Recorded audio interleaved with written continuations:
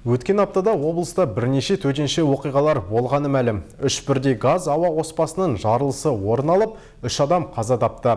Қала төңірегінде түрлі өрт жағдайлары тіркелді. Облыстық төтенше жағдайлар департаменті өңірлік коммуникациялар қызметінде осыған қатысты түсініктеме берді.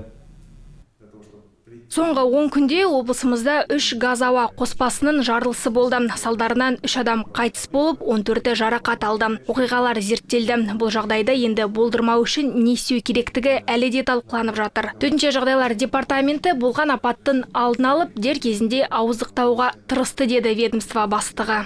Тушением пожаров. Алғашқы оқиғада қала сыртындағы елді мекенде орналасқан автопарктың қауіптілігі бұрын сонды ескерілмеген. Нысан тіпті бақылауға да алынбаған. Салқын аязда тұрған газ баллондарды жылы орынға орынсыз тасымалдап келген. Осының салдарынан апат болды. Бұл жерде автомобильдерге арналған газ баллондарға қолданылатын мөлшер шектеуі назарға алынбай тұр.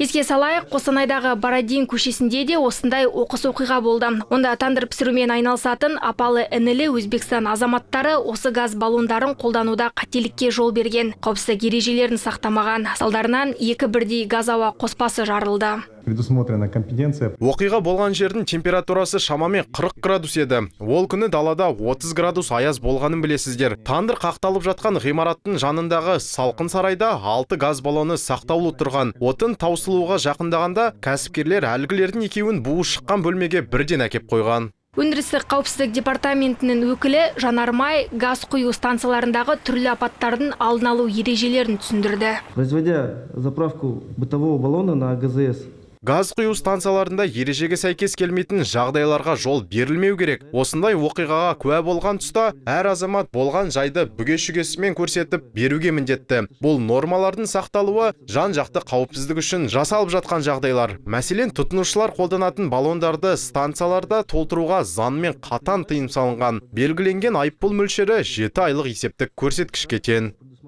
Мамандар ондай нысандарға арнайы оқу курсынан өткен адамдарды қызметке алу керек деп есептейді. Сонда ғана осындай оқыс жағдайлардың алдын алу мүмкін болмақ. Жанар Ержанова, Назгүл Құдайбергенова, Радион Бабич, Қостанай телеарнасы.